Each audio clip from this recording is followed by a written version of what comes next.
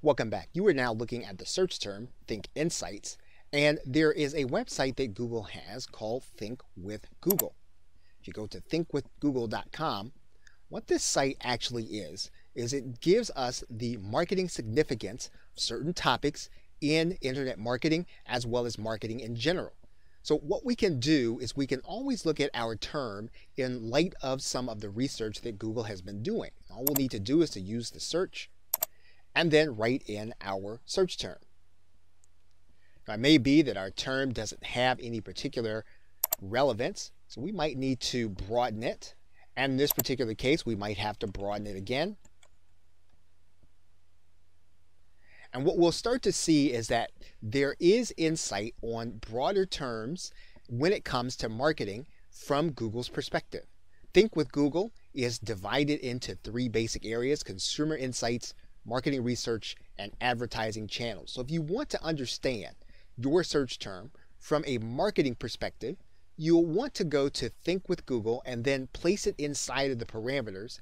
And then if you don't find it, continue to broaden the term until you find the basic structure of where Google intersects your term. Okay, so with that, thanks, and I will see you in another video. Now, in some cases, you will get to the end of your search results, and you'll see a message from Google that says something like this, that in order to show you the most relevant results, they've omitted some. However, you may want to have it so that you can get all of the search results shown. And if you're going to do that, you're going to append the URL with a certain parameter. So we're going to place the cursor here, and what we're going to do is we're going to put in there filter equals 0 after the and sign. And so what we're going to do now is we're then going to click enter. Google will typically want to know if you are a robot. You'll say you're not, and you'll click submit. And what you're going to find then is that you're going to have a lot more search results showing at the very beginning, and they're not going to be filtered. So you'll have a different set of search results, and you'll actually be able to tell which ones might be more relevant to what you're doing than the regular search results from Google. Okay, so with that, thanks, and I will see you in another video. Now, another way to narrow down your search results is to use parentheses. And what you can do is you can actually group terms together, and you can group specific search commands together. So for example, we could place parentheses around 7 to 30 days. We can also put search parentheses around low-carb dieting. And what we would do is we would write in the and command, and then we would see different results. It's another way of bringing more relevant information depending on how well you know what your search parameters should be. Of course, once again, when you're guessing, you should be using the asterisk sign. But again, when you have multiple terms, you can actually use the parentheses around the terms that you are certain about. Okay, so with that, thanks, and I will see you in another video. One way to use the search engine is to find sites that are going to be related to the one that you are actually doing research on. So in this particular case, if we were to write in the site Atkins.com, we would actually find that all of the results would be focused around the site, as it should be. However, what we could also do is we could also use a search parameter called related, and we're going to write in related and then colon, and we're not going to leave any spaces behind the colon. And once we have that written in, we're going to hit enter, and what's going to happen is we're going to get relevant results to Atkins.com. So if you're looking to do research to find out what sites are like Atkins.com when it comes to the information that they have on their site, you can use the related colon, just making sure that there is no space between the colon and the site that you are going to be looking for. You don't have to put the HTTP in there. Okay, so with that, thanks, and I will see you in another video. Another way to find relevant information is to find domains that actually have your keywords in them. And what you can do inside of Google is you can actually use the parameter all in URL. And basically what you're going to do is write in the word all in URL. Then you're going to put a colon there. You're going to put a space there. And then you'll click enter. And then once again, you're going to see a different set of search results. And you're actually going to see sometimes pages or subdirectory pages that will have your information. So again, these are going to be different search results. They're going to be highly relevant. And typically, the first searches are going to be the most relevant, and they're going to be searches, again, that would not normally appear in a typical Google search if you were looking for relevant information. Okay, so with that, thanks, and I will see you in another video. Welcome back. You can actually restrict your search based on the file type. And in order to do that, you're going to put in a certain search command. And the command is file type with a colon. Once you've done that, what you will do is you'll put in the file extension that you actually want Google to actually search for. And the only results that Google will bring back will be those results that have the file type that you are looking for. In this particular case, we are looking for PDFs, so we're going to go ahead and click enter. And so you'll notice then that the only results that come back are going to be PDFs. So if you're looking for PowerPoint, you can do that. Maybe you're looking for the old PowerPoint. Or you can even look for a Microsoft Word document. So as long as you know the file type, you can actually limit your search by that file type by writing in file type, colon, and then the file type you are looking for. Okay, so with that, thanks, and I will see you in another video. Welcome back. Now, another way to use Google Scholar is also to look for legal research. And in order to do that, all you really need to do is to click the case law button. And what you can do is you can actually search for the level of court that you are going to be looking for the information from.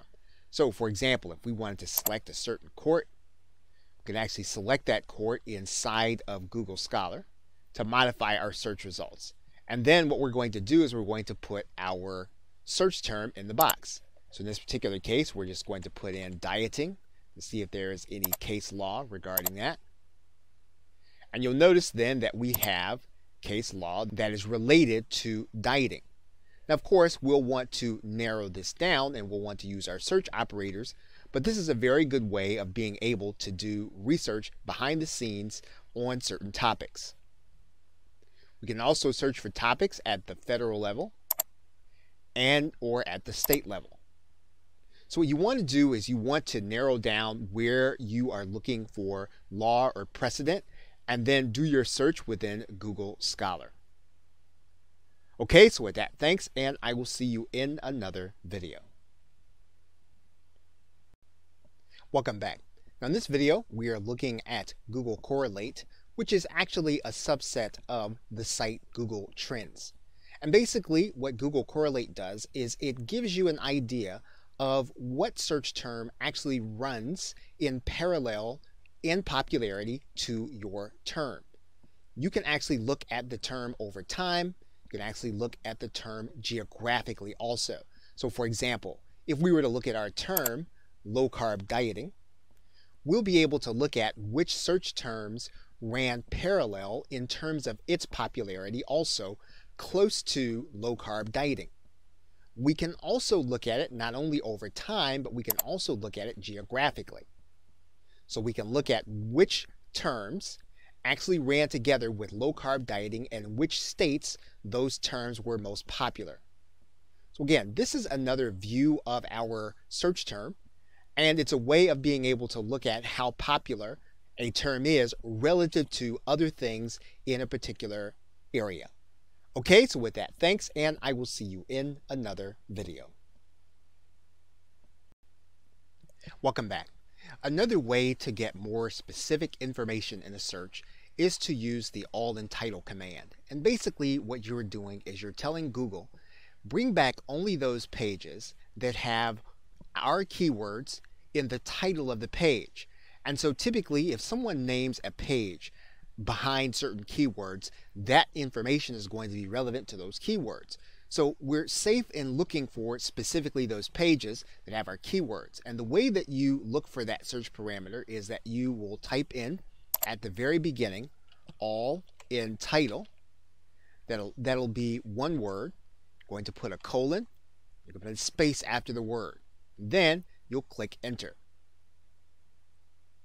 You're going to find that all of the pages that have the name, in this particular case low carb dieting, will then come up. This is a way for you to get different search results, yet relevant to a particular search that you would not find otherwise if they didn't rank first in search in the first place. So again, you are finding other ways of looking at your keyword with diversity of information. Okay, so with that, thanks, and I will see you in another video. Welcome back. When you are looking for third-party verifiable information as well as scientific studies, you can actually visit googlescholar.com, and you can find it at scholar.google.com.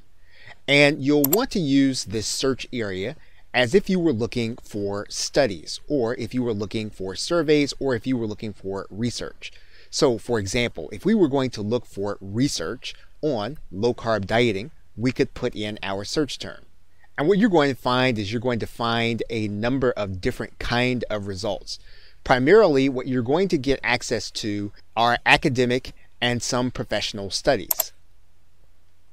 In some cases, you will not get the entire article. You may get access to some of the findings, and you may have to go beyond that or have a subscription to get the actual study. However, in most cases, you can look at the abstract, and the abstract will give you the basic and the most concise understanding of what the study actually says.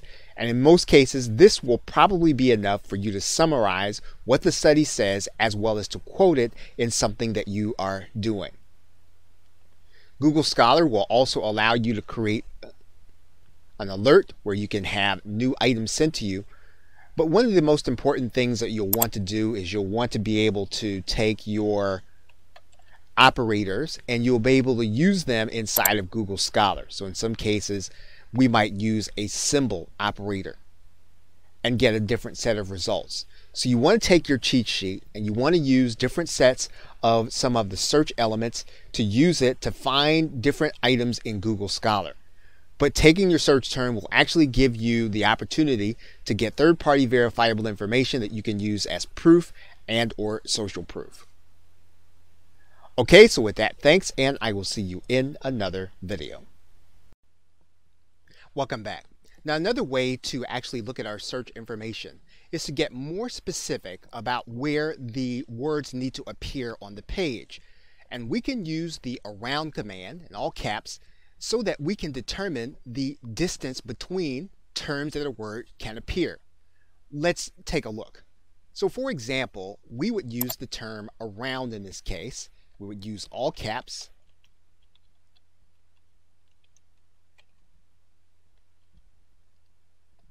And then we're going to say that we only want there to be one word of separation between the two. So we're going to say in this case, and we're going to put that in parentheses. Now there can't be any spaces between all of these words, so we'll need to eliminate those. There can be a space here. So we've said low carb can only be separated by one word. So now we're going to click enter. And you'll see then that our search results are going to change again. And basically what you're going to see is that there are going to be a lot more instances where the words low carb diet appear, because we've said that we only want those pages where the words have this proximity, could only have one word separating them. We could change this now to 2, and we'll get a different set of search results. And you'll see that here. So the around command gives us control over how our keyword can appear in the search results when Google retrieves our results. Okay, so with that, thanks, and I will see you in another video. Welcome back. We are now going to look at the piping command.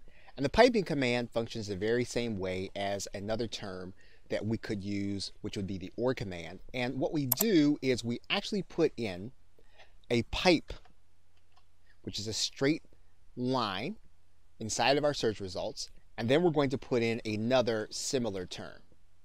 So what we're going to do is we're going to tell Google, look for low-carb dieting or keto, and it's going to bring us back the most relevant results. Now what we're going to do is we're going to hit send, and you're going to notice a certain number of results. Now what would happen if we took the pipe out? Would we get different results? And you'll notice that we do, in fact, we get 4 times as many. So using the pipe is a way of saying OR to the search operator and then giving us a more defined set of results. Okay, so with that, thanks, and I will see you in another video. In conclusion, we are now looking at research.google.com, and there is a certain subset of this site that will give you access to the published papers from individuals working at Google. And quite a bit of the work that Google does is research, and you can actually go to look for your search term to see if there is any research significance through Google. Now, of course, you may have to broaden your term or you may have to narrow it down, but you will typically be able to find that there has been some research done in proximity to a topic that you are looking at. So in this particular case, we're going to write in low carb. And this may not be of significance, so we might have to broaden out the search. And you'll see 19 published papers from individuals from Google. Now again, this doesn't mean that it will have direct relevance in terms of the research that you're doing, but it will give you insight as to what the people at Google are doing around your search term and how it relates to how it's being treated in the index. Most of the research is machine learning as well as marketing, but occasionally you will find some research that is behavioral in its approach. Okay, so with that, thanks, and I will see you either in another video or in another course. Typically, when you are doing a search, Google will attempt to bring you the most relevant results, and in some cases, it may or may not bring back the exact word. In this particular case, you can see that where the search term is dieting, and in some cases, Google brings back low-carb diet, believing that this is most relevant. However, we may very well want our search to reflect only low-carb dieting, and we can actually take care of that by going into our URL. We're going to go all the way to the end, and then we're going to put into the end &sign TBS equals LI:1. So we're going to put all that information into the end of our URL. And what we're going to do is we're then going to click enter. Now what's going to happen is that we are then going to only get the words low carb dieting, and we're going to get those words verbatim. And again, what we've done is we've eliminated the words low carb diet because we're assuming we want specifically these words low carb dieting. It is a way for us to narrow down our search even more and get better search results. Okay, so with that, thanks, and I will see you in another video. Now, it may be that we want to find out if there is any local activity around our keyword. Now, in this particular case, our keyword is low carb dieting. So what we want to do is we want to go to the URL. We want to hit Control End, come all the way to the end, and then we're going to put in another search parameter to append our URL. And you'll see that URL is &sign TBM equals LCL. And what we're going to do is we're going to hit local. And what you'll see here is that Google says that there are no local results. But the search engine does go to look to try to find anything within its database that says that there's something local with respect to these keywords. So again, this is a great way of being able to even drill down even further into your keyword and to see its local relevance. Okay, so with that, thanks, and I will see you in another video. Welcome back. You are now looking at Google Books Ngram Viewer. You can visit this site by books.google.com/ngrams. It's spelled a little weird. You'll have to type in the letter N, then GRAMS. And basically what Ngram Viewer does is it calculates the popularity of a term within books from the years 1800 to 2000. So in some cases, you may find that your term may have been part of a published book, and you can write in your term, and it is another view of just how popular the term is. And so we can write in our term, low carb dieting, then we can click enter. And actually, you'll see that this was a term that did not appear before 2000. And so what we can also do in some cases is we can change the case, although that probably will not necessarily change this particular term. Now, of course, if we were to just use the term dieting, that word would probably appear lots of times in the course of the last years. And you'll notice that the term really picked up in popularity after the 1960s. So again, this is just another way of getting another view of your keyword. And if your keyword was one of those terms that would have been used prior to 2000, you may be able to get some insight on it. Okay, so with that, thanks, and I will see you in another video. Welcome back. We are now going to look for different search results using the same term. Now, in some cases, you may find that the numbers may not necessarily be different, or they may not necessarily coincide with finding what look to be more limited search results. What we're trying to do is to find more relevant search results. So in this particular case, we're going to use the term all in text. And all in text actually is written in at the beginning of a search term, and a colon is used. You can actually put a space in there. What's going to happen is we're going to hit enter, and then we're going to get a different set of search terms. And what we're saying is that we want these three terms to definitely be on the page. Now we can also use a similar term, and we can use the term in text. Now in text is slightly different. You're going to notice that the search results are actually going to change. And so in this case, making sure that you eliminate the space in between the colon and the actual words will make a difference when you're using the in-text command. So again, what you're trying to do is you're trying to get a limited number of more relevant results. And these terms, you're saying to Google, show me the results, but only if they have all these three words together. Okay, so with that, thanks, and I will see you in another video. Welcome back. Now we are going to look at the AND command. And what we are telling Google when we use the AND command is to only bring back results if we put in the terms that have everything that we put around the AND command. Now when you do this, you must use the AND the AND has to be capitalized. So all of the letters have to be capitalized, and we then must write in the second term. So everything that's going to come back will only have sites with these two results in it. So we're going to actually go ahead and hit enter. And you'll notice then that all of the results are relevant and they have both terms together. So this is a great way of being able to combine ideas, but to only bring back those sites or those results that have all of the ideas involved. We can actually add in a third term. What you'll notice is that the results get smaller because we're saying only bring back the sites with all of these terms together in the same site. Okay, so with that, thanks, and I will see you in another video. Wait, before you get access to your video course, I'd like to make you a very special offer and help you increase your productivity even more by helping you find the information you need when you need it from Google. Did you know that depending on how you type a phrase, you could find different information for your business, information for your health, information for your life? But what if I could show you the exact Google site to use when, let's say, you needed legal information, or if you needed scientific information? Here's a hint. It's not google.com. Look, I'll show you how to use Google by using the right punctuation to get the exact search results you want from search quicker than you're probably used to. I'll do this in 25 no-fluff, to-the-point videos in less than 40 minutes.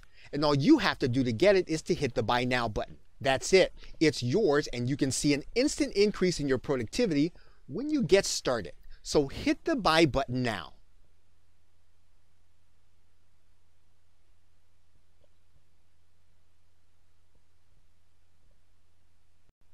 Now, another way to look at our keyword is to look at it within a patent search. And Google has a patent search at patents.google.com. And you can actually access that website. And what you're going to do is you're going to write in your term. In some cases, you may have to narrow the term. In some cases, you may have to broaden the term. But as you write it out, what Google will do is it will actually go and look for patents with those search terms. Now, what you will be able to do is you will be able to look at all of the different ways that individuals and companies have looked to patent on those search terms. You can look at the top results by filing date, who filed, who the inventors were.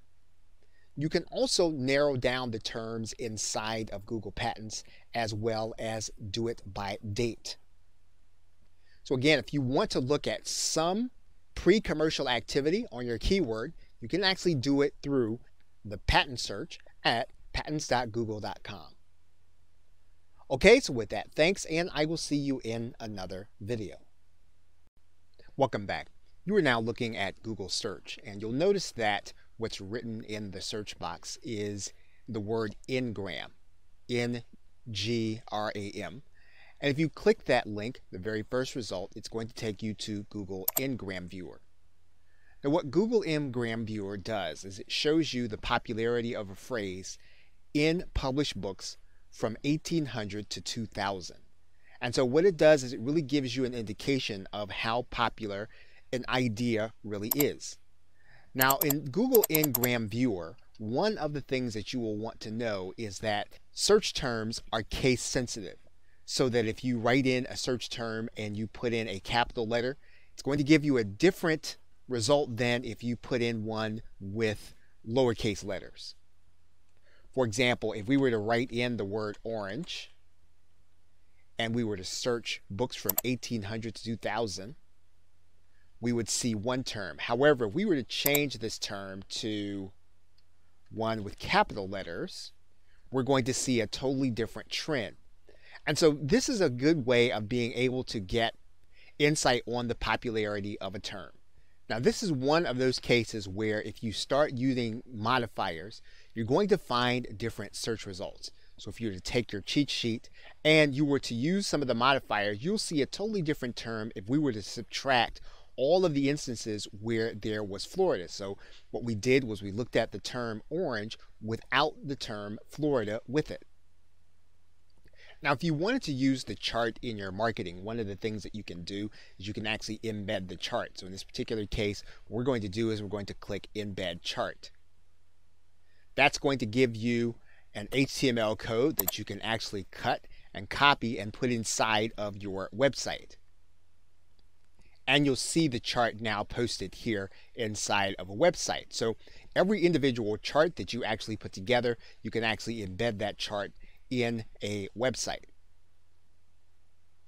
And when you're looking at Ngram Viewer, if you go into the About tab, one of the things you're going to discover is that Google Ngram actually has its own set of search terms. And so you want to make sure that not only are you using the search operators that were discussed in the first video, but that you also look specifically at those that are going to work inside of Google Ngram search. Now, although the search is limited to 2000, you can actually limit the search even more if you want to write in a smaller subset. In this particular case, you'll see a different trend line. You can look at those trend lines here at the bottom in these links. Okay, so with that, thanks, and I will see you in another video. Now, another way to do a search is when you're not quite sure of all of the words that go in between a particular multi-word keyword, then you'll want to do what's called a wildcat search. And you can do a wildcat search by using the asterisk. So what we're going to do is we're going to take a look at the term as it is. You'll see that right now it's giving us 11 million results. We are going to now change this to an asterisk. We're going to put the asterisk at the beginning. I'm going to put the asterisk at the end. And then we're actually going to then hit send. You'll notice that the results increase because what we're doing is we're widening the search and we're saying to Google, we're not quite certain if those are all of the right words in between. So what it tries to do is it tries to give a wider net and a wider set of results. And what you're going to see is that you're going to have a different set of the first 10 results in actuality to look through. So again, when you don't know quite what the terms are or you're not quite certain of them, use a wildcat search and the asterisks. Okay, so with that, thanks, and I will see you in another video. Hello and welcome.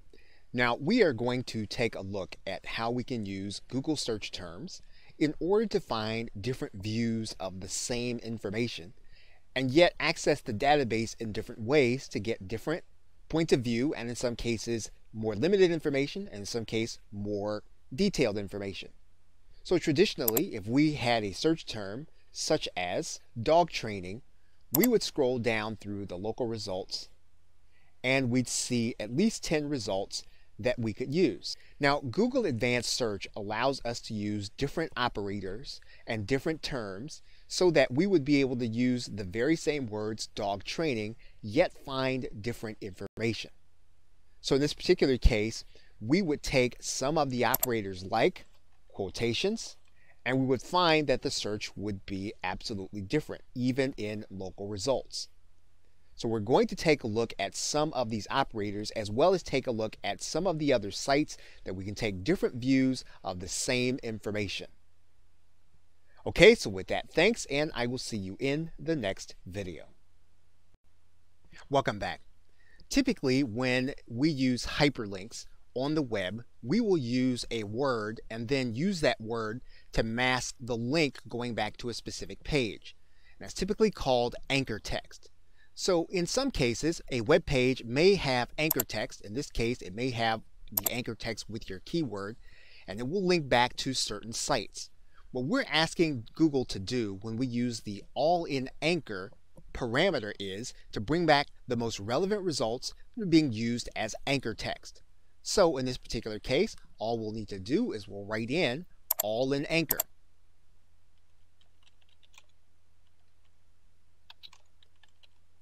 Then we'll click a colon, and then we will hit enter. Now once again, you're going to see a different set of results and a different set of top 10 results. You are looking at those sites that are being linked to using the anchor text with our keyword. It is another way and another view of getting relevance and for you to see another website that might have valuable information for your research or for competitive research. Okay, so with that, thanks, and I will see you in another video. Welcome back. Now in this video, we're going to take a look at the search operators quotation marks. And so when we start with the term, and let's use the term low carb dieting, you're going to get a certain number of results. One thing that we can do is we can add quotations to the beginning and end of the entire set of search terms. And what we're telling Google to do is to look for this term in particular or these three words together. And so what we're going to do now is we'll notice that we've got 661,000 results. We're now going to use just that term, and you'll notice that we have narrowed down the results significantly to 93,400, and we have a more defined set of terms. So the very first thing that you'll want to do is you'll want to use quotation marks as your search limitation. Okay, so with that, thanks, and I will see you in another video. Welcome back. Now in this video, we're going to take a look at using the minus command. And we use the minus command when we want to tell Google we want to look for the term that we've placed in the search bar, but we want you to exclude a certain popular term or a certain term that we think would cloud the results. So in this particular case, we're going to go with the term low-carb dieting, but we're going to use the minus sign, and then we're going to put in another term. And then we're going to hit enter. Now, what you'll find is that you have some advertisements, but once you actually go past the advertisements, you're actually going to be able to go past into the set of results, and the set of results that we have will not have the term that we placed behind the minus. So this is a good way of getting another view without certain terms at a glance. Okay, so with that, thanks, and I will see you in another video. Welcome back. We are now going to look at the range operator command. And in order to do that, what we're going to do is we're going to modify low-carb dieting. Now, the range command doesn't have to be used along with another search term. It works all by itself. But we're going to exemplify this by writing in the term 2015. And then we're going to use the range command, which is basically 1 period, then 2 periods. And then we're going to write in here 2017. And basically what we're doing is we're looking for search results that fall between this range. So we're going to go ahead and we're going to click this link. And again, you're going to get a different set of results. Now we could change this. We could do something that would be 7 to 30, and then we could write days. And so you'll get all kinds of ranges, 7, 8, 23, anything numerical to modify your search within this range. So again, it's a great way of being able to limit your numerical choices if you're going to put them in the search bar. Okay, so with that, thanks, and I will see you in another video. Welcome back. We can actually limit our search to finding the term that we're looking for, but only within a certain site. So for example, we're looking for the term low-carb dieting, but we could specify and we could say we only wanted to find low-carb dieting within a certain site. So we'll want to place the word site, then colon, and then we may want to put the site in there. In this particular case, we could use ebay.com. We'll click enter. And the only results that are going to come back are going to be those from ebay.com. And we can actually do that with any top-level domain as long as we have the site term that we want and then the site that we are looking for. We could change this to Amazon.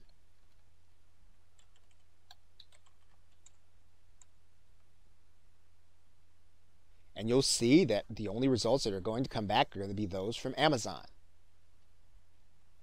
So what you're telling Google basically is go to the site that I specify and then find my search terms. It's a handy way of being able to locate items or locate terms within a specific site. Okay, so with that, thanks, and I will see you in another video.